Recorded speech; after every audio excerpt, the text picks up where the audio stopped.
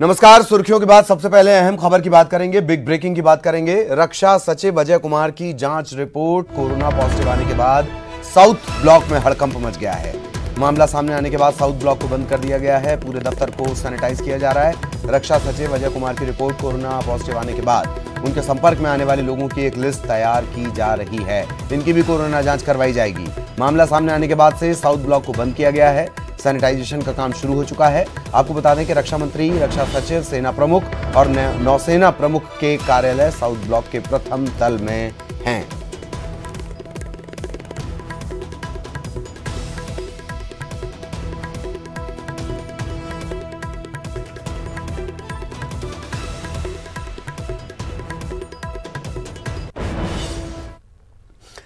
और बड़ी खबर इंदौर से मिल रही है। गुटखा तस्कर संजय माटा पर टैक्स चोरी के मामले में कार्रवाई की गई है। डीजीजीएसटी और डीआरआई ने शिकंजा कसा है। 5 करोड़ से ज्यादा की टैक्स चोरी के मामले में संजय माटा गिरफ्तार। संजय माटा को विशेष कोर्ट ने 17 जून तक जेल भेज दिया है। डीआरआई की टीम ने माटा के कई ठिकानों पर दबिश दी थी। टैक्स चोरी के मामले में संजय माटा का भाई संदीप माटा फिलहाल फरार चल रहा है, इसकी तलाश की जा रही है। तो गुटखा तस्कर संजय माटा पर बड़ी कार्रवाई की गई है। संजय माटा पर टैक्स चोरी के मामले में ये पूरी कार्रवाई की गई है। जॉइंट ऑपरेशन ये चलाया गया, कई ठिकानों पर दबिश दी गई। 17 जून तक इसे जेल भेज दिया गया संजय माटा को। लेकिन संजय माटा का भाई है संदीप माटा, वो फिलहाल फरार है, उसकी भी तलाश की जा रही है। बड़ी खबर इंदौर से, बिग ब्रेकिंग इस वक्त। 17 जून तक इसे जेल भेजा गया है। संजय माटा को विशेष कोर्ट ने जेल भेजा है। डीआरआई की टीम ने माटा के कई ठिकानों पर दबिश दी थी और उसके बाद ये बड़ी कार्रवाई की गई है। सहयोगी अरुण इस वक्त हमारे साथ जुड़े हुए हैं। अरुण, पूरी जानकारी विस्तार से। देखिए, गुटखा कारोबारी है और संजय माटा है, इनके ऊपर काफी लंबे समय से इनकी शिकायतें मिल रही थी, उस पर एक कार्रवाई की गई है। और जो डायरेक्टरेट ऑफ जीएसटी इंटेलिजेंस है, इनने इस पर छापा मारा था और गिरफ्तार भी कर लिया गया। 30 करोड़ का कारोबार इन्होंने बिना बिल के किया था, वो 8 करोड़ की इन्होंने टैक्स चोरी की थी। उसके बाद एक कार्रवाई की गई, इनको गिरफ्तार कर लिया गया है, जबकि उनके भाई संदीप अभी फरार है। जी, संदीप की तलाश की जा रही है। बिल्कुल, पुलिस की टीमें बना दी गई है, उनकी गिरफ्तारी की तैयारी भी की जा रही है और इनकी जो जहाँ भी संदिग्ध ठिकाने हैं उन पर छापेमारी की जा रही है, उनकी गिरफ्तारी की तैयारियां भी की जा रही है। उनको जो संदिग्ध फरार है उनको पुलिस तलाश रही है। बहुत बहुत शुक्रिया अरुण इस तमाम जानकारी के लिए। सहयोगी अरुण हमारे साथ जुड़े हुए थे इंदौर से। इधर छत्तीसगढ़ के जांजगीर चांपा में एक आईएएस अफसर के खिलाफ बलात्कार का मामला दर्ज किया गया है। जांजगीर चांपा के पुलिस अधिकारियों ने बताया कि जिले के पूर्व कलेक्टर के खिलाफ 33 साल की एक महिला की शिकायत पर बलात्कार का मामला दर्ज किया गया है। पुलिस के मुताबिक महिला ने जांजगीर चांपा की पुलिस अधीक्षक पारुल माथुर को एक लिखित आवेदन दिया था। इसमें महिला ने आरोप लगाया कि पिछले महीने की 15 तारीख को आईएएस अफसर ने महिला के पति को नौकरी से बर्खास्त करने की धमकी दी। कलेक्ट्रेट परिसर में ही बलात्कार की घटना को अंजाम दिया गया, यह आरोप है। इस मामले में पुलिस अधीक्षक ने जांच की बात कही है।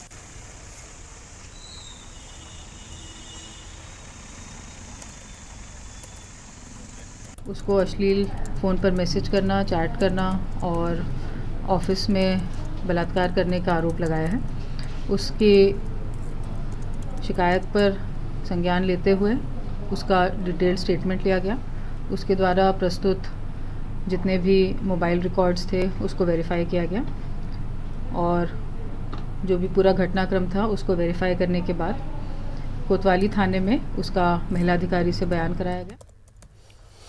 इधर रीवा के मऊगंज नगर परिषद में पदस्थ नवीन नगर पालिका अधिकारी के एन सिंह की अभद्रता सामने आई है। के एन सिंह ने नगर परिषद के मुख्य चौराहे पर खड़े होकर लोगों के साथ अभद्रता की, आने जाने वाले लोगों की बिना वजह पिटाई भी की। इसके बाद लोगों ने उन पर शराब के नशे में चूर होने का आरोप लगाया है।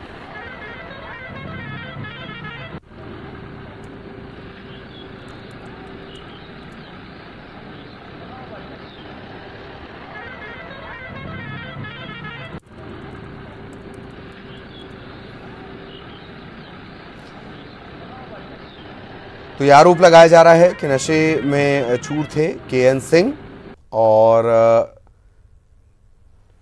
नवीन नगर पालिका अधिकारी हैं केएन सिंह। उनकी अभद्रता सामने आई है। नगर परिषद के मुख्य चौराहे पर वो खड़े हुए लोगों के साथ बदतमीजी करने लगे, बिना वजह लोगों को पीटने भी लगे। लोगों का ये कहना है कि शराब के नशे में धुत थे केएन सिंह और तभी उन्होंने इस तरीके की हरकत की है।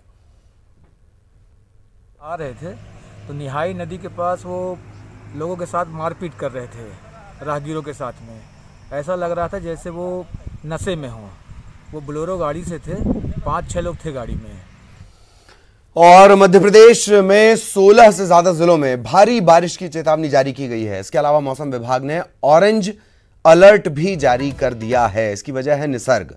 चक्रवाती तूफान निसर्ग के दिशा बदलने के चलते ये फैसला लिया गया है। चक्रवाती तूफान ने अपनी दिशा बदल दी और अब इसका असर मध्य प्रदेश में देखने को मिल रहा है, ज्यादा देखने को मिल रहा है। मध्य प्रदेश पर इसका असर होगा, ये पहले से तय था। अब इसका असर थोड़ा बढ़ गया है। बुरहानपुर के साथ साथ इंदौर, धार, बड़वानी और खरगोन में तेज बारिश हुई है। मौसम विभाग ने इंदौर, उज्जैन में लोगों से आज सुबह 11 बजे से 2 बजे तक घरों से न निकलने की अपील की है। कमिश्नर आकाश त्रिपाठी ने सभी जिला कलेक्टर को सचेत रहने के निर्देश दिए हैं। इसके अलावा आईएमडी के वैज्ञानिक शुभांगी भूटे ने बताया है कि इसका असर महाराष्ट्र के बाद मध्य प्रदेश में देखने को मिलेगा।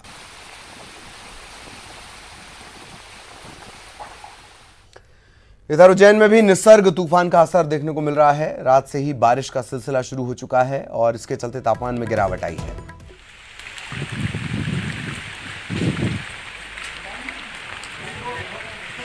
महाराष्ट्र और गुजरात में निसर्ग तूफान ने तबाही मचाने के बाद अब मध्य प्रदेश के भी कई इलाकों में इसका असर देखने को मिला है और उज्जैन भी इससे अछूता नहीं दिखाई दे रहा है। इस समय मैं खड़ा हूँ उज्जैन के महाकालेश्वर मंदिर के बाहर और मंदिर परिसर में। आप देख सकते हैं कि सुबह से देर रात से ही यहाँ पे रिमझिम बारिश का जो है सिलसिला जारी है और फिलहाल अभी महाकाल मंदिर परिसर के बाहर लगातार जो है यहाँ पर बारिश हो रही है और ऐसे में अनुमान यही लगाया जा रहा है क्योंकि यहाँ जो मौसम विभाग है उन्होंने साफ तौर पे कहा है कि ये जो बारिश है देर शाम तक चल सकती है। इसी को लेकर उज्जैन कलेक्टर ने भी चेतावनी जारी की है कि जो निचली इलाके और निचली बस्ती के जो लोग हैं उनको तत्काल बाहर निकाल लिया जाए और एनडीआरएफ की टीम को भी यहाँ पर सतर्क रहने को कहा गया है कि अगर इस तरह की कोई घटना सामने आती है तो वो तत्काल राहत पहुँचाए। फिलहाल जो है लोगों को अंदर रहने के लिए कह दिया गया है कि घर में रहें और ऐसे में कुछ लोग हमारे साथ हैं, उनसे बात करते हैं कि उसको किस तरह से देखते हैं। तूफान जिस तरह से आ रहा है आप उसको किस तरह से देखते हैं और क्या कोई डर आपको लग रहा है? जैसे कि अभी न्यूज़ में दिखाया जा रहा है कि मुंबई और बाकी जो इलाके वहाँ पे बहुत तबाही मचाई, पर उज्जैन में ऐसा कुछ भी नहीं। कल रात से काफ़ी तेज़ बारिश हो रही है, अभी धीरे हुई है, तो यहाँ पे तो मौसम सुहावना हुआ है, तो कह सकते हैं कि तूफान यहाँ पे कुछ अच्छी चीज़ लेके आया है। बिल्कुल, देखिए लोगों को फिलहाल इसमें कोई ज़्यादा डर दिखाई नहीं दे रहा है क्योंकि महाराष्ट्र और गुजरात में जो बड़ा एक यहाँ पर तूफान आया था, लेकिन जो मध्य प्रदेश में इसका असर फिलहाल कम देखने को मिल रहा है और उज्जैन में देर रात से ही लगातार बारिश हुई, लेकिन फिलहाल इसको लोग सामान्य रूप से ही लेते हुए दिखाई दे रहे हैं। आनंद निगम, न्यूज़ 18 उज्जैन। तो निसर्ग का असर मध्य प्रदेश में कई जिलों में देखने को मिल रहा है। शाजापुर की भी तस्वीरें हम आपको दिखाएंगे। आज सुबह से ही यहां तेज हवाओं के चलने का सिलसिला शुरू हुआ। बिजली के पोल से लेकर पेड़ तक इसकी जद में आकर उखड़ गए। मौसम विभाग ने यहां के लिए भी ऑरेंज अलर्ट जारी किया है। निसर्ग तूफान का आंशिक असर मध्य प्रदेश के कई जिलों के साथ ही शाजापुर में भी देखने को मिल रहा है। यहाँ पर कल शाम से ही रिमझिम बारिश का दौर जारी है, जो कि रात भर चलता रहा। अभी भी बारिश लगातार जारी है और बारिश के चलते शहर के कई इलाकों में रात भर बिजली ठप रही, जिससे लोग परेशान रहे। हालांकि मौसम में काफी ठंडक छा गई है और तापमान में भारी गिरावट दर्ज की गई है। मौसम विभाग ने पूर्वानुमान जताया कि शाजापुर जिला जो है, जो कि ऑरेंज कैटेगरी में रखा गया है, वहाँ पर शाजापुर और शुजालपुर और कालापीपल के कुछ क्षेत्रों में आज भारी से भारी बारिश हो सकती है। हालांकि अभी बारिश काफ़ी कम है, लेकिन हवाओं की गति काफ़ी है। मौसम विभाग ने 50 से 60 किलोमीटर प्रति घंटे की रफ्तार से हवाओं के चलने का अनुमान जताया है। तो निसर्ग के असर जो है वो शाजापुर में भी देखने को मिल रहा है और आज उम्मीद की जा रही है कि कुछ इलाकों में भारी बारिश हो सकती है। सुनील लंचोरिया, न्यूज़ 18 मध्य प्रदेश, शाजापुर। इधर दमोह में चक्रवाती तूफान निसर्ग ने अपना असर दिखाया है। कल देर शाम से बूंदाबांदी शुरू हुई और आज सुबह जमकर बारिश हुई है। लगातार बारिश जारी रह सकती है, इस तरीके की बात कही जा रही है। अगर तापमान की बात करें तो बीते 10 दिनों में तापमान में बड़ी उठापटक देखने को मिली। 24 मई को अधिकतम तापमान 45.4 डिग्री था। लू का दौर शुरू हो गया था, भीषण तपिश हो रही थी और उसके बाद से अचानक तूफान और बारिश के चलते तापमान में गिरावट आ गई।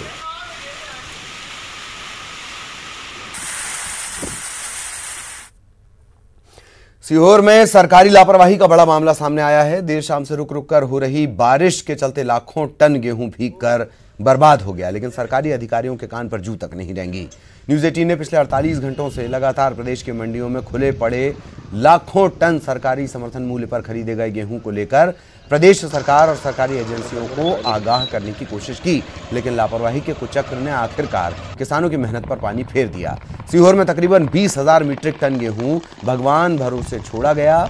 उसकी बैगिंग का काम कछुआ रफ्तार से चलता रहा और इन सब के बीच मौसम विभाग भी बराबर प्री मानसून में बारिश की चेतावनी देता रहा, लेकिन प्रशासन के कान पर जूं नहीं रेंगी।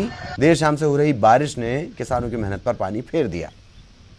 काफी सारा गेहूं है जो कि यहाँ पर बाहर पड़ा हुआ है और जो कि सही व्यवस्था न होने के कारण जो कि परिवहन समय पे नहीं हुआ इसका, और जो माल जो है कट्टियों में नहीं रखा है, इस कारण काफी सारा गेहूं खराब हो गया है।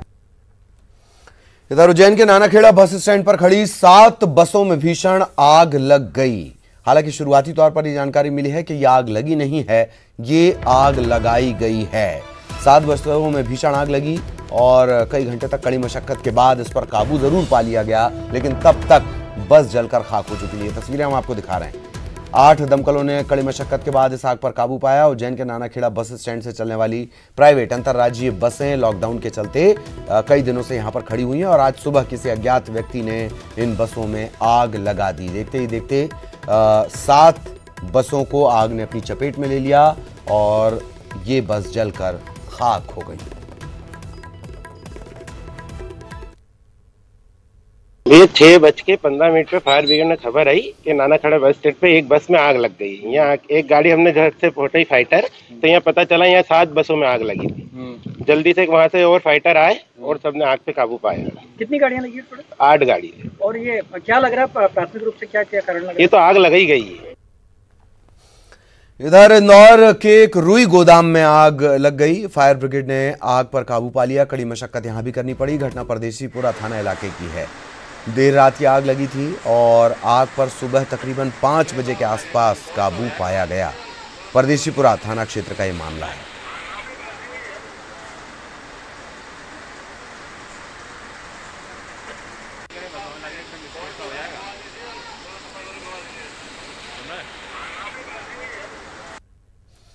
तो आग के तांडव की 2 तस्वीरें हम आपको दिखा रहे हैं। उज्जैन में 7 बसों में आग लग गई, आग लगा दी गई और इंदौर में रुई गोदाम में आग लगी।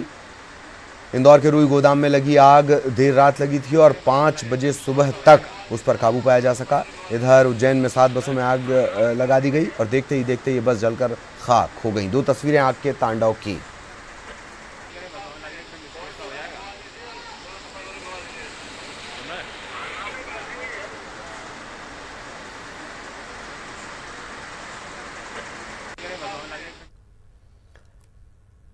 और यहां रुकेंगे एक ब्रेक के लिए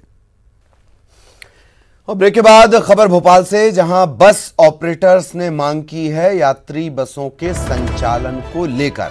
किराया बढ़ाए बिना वो बस नहीं चला सकते हैं, असमर्थता जता रहे हैं। किराया बढ़ाने के अलावा मार्च, अप्रैल, मई यानी 3 महीने का टैक्स माफ करने की भी मांग कर रहे हैं। सोशल डिस्टेंसिंग के चलते बस में कम यात्री बैठ रहे हैं, कम यात्रियों को बिठाने का नियम ही है और अब बस ऑपरेटर्स का कहना है कि अगर किराया नहीं बढ़ाएंगे तो बस चलाना बेहद बेहद मुश्किल भरा उनके लिए हो जाएगा, वो बस नहीं चला पाएंगे।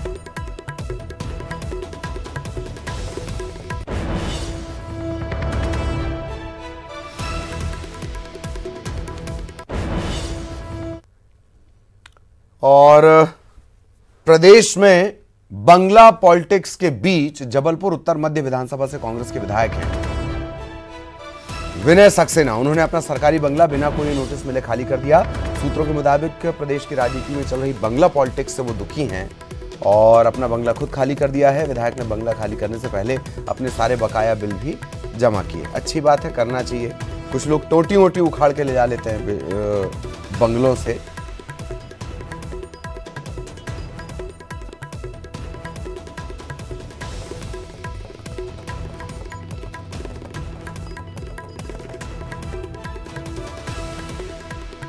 सहयोगी प्रतीक हमारे साथ जुड़े हुए हैं। प्रतीक, बंगला खाली कर दिया विनय सक्सेना ने, आपकी कोई औपचारिक अनौपचारिक बातचीत?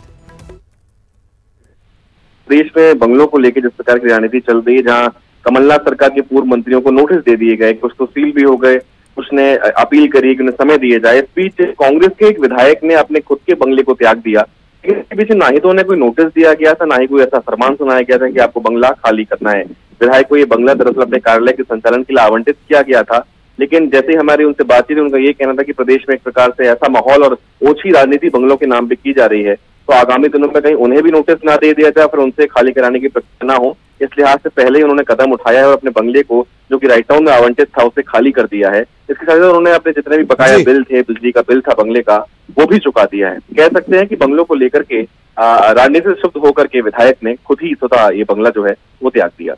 चलिए, शुक्रिया आपका इस तमाम जानकारी के लिए। सहयोगी प्रतीक हमारे साथ जुड़े हुए थे। इधर 24 सीटों के उपचुनाव को लेकर कांग्रेस का सेवा दल सक्रिय हो चुका है। 24 विधानसभा में प्रभारी भी नियुक्त किए जा चुके हैं। उपचुनाव में 1100 कार्यकर्ताओं की ड्यूटी भी लगेगी। 15 जिलों में मंडल से लेकर सेक्टर तक सेवा दल के कार्यकर्ता नियुक्त होंगे। कांग्रेस सेवा दल ने प्लान बनाया है। 24 इंडिया समर्थक जिला अध्यक्षों को हटाने की भी तैयारी है। मुरैना, शिवपुरी, ग्वालियर ग्रामीण और भिंड के जिलाध्यक्ष हटाए जाएंगे।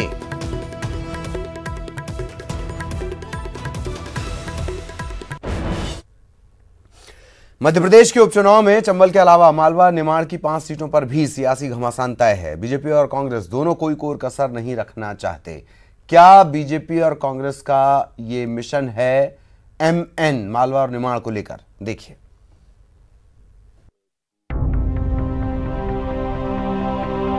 मध्य प्रदेश में उपचुनाव की तारीखों का ऐलान अभी नहीं हुआ है, लेकिन बीजेपी और कांग्रेस दोनों पार्टियों में हर सीट पर परचम लहराने की होड़ लगी है।